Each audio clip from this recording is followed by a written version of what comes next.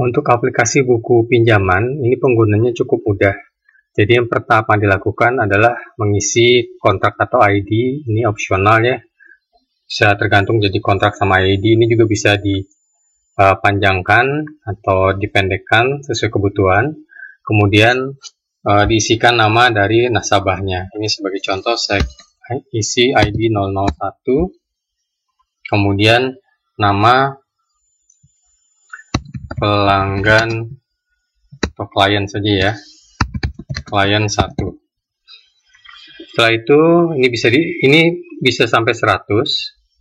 Kalau misalnya lebih dari 100 tinggal di save saja dengan nama file lain, dan di sini nomor urut nasabahnya dirubah jadi 101. Ya, ini kalau untuk berikutnya. Ini saya mulai dengan 1 ya. Oke, setelahnya kita bisa menggunakan tab di bawah atau langsung mengklik klien 1. Nah, sini sudah akan muncul namanya. Nah, kemudian diisikan misalnya jumlah pinjamannya berapa, diisikan misalnya 6 juta. Setelah itu periode, jadi ini bisa dibesarkan ya. Periode pinjamannya misalnya 12 bulan. Sekian 12. Terus bunga per tahunnya, ini keluarnya value karena memang belum ada angkanya, semua terisi. Kemudian diisikan 5%. Nah, kemudian diisikan tanggal angsuran pertama. Jadi misalnya ini tanggal angsuran pertamanya adalah 5 Mei tahun 20. Oke.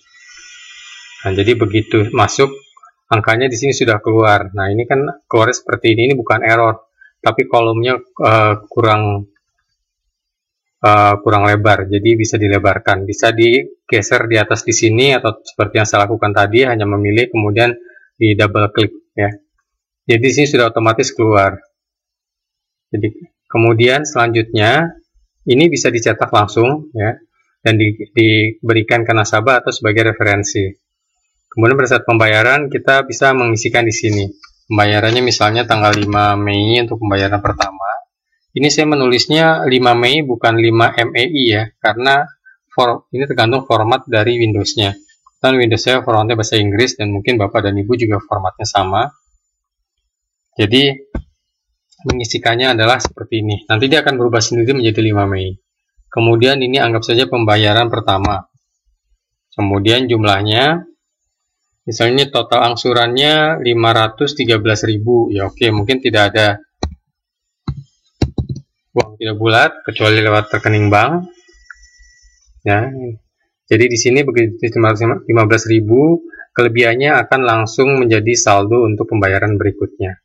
Ya, kalau misalnya pembayaran bulan kedua itu 5 Juni, misalnya kurang.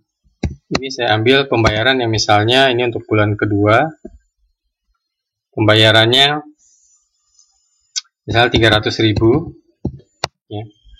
Nanti misalnya tanggal berikutnya 30 Juni, ini bisa ditulis seperti ini.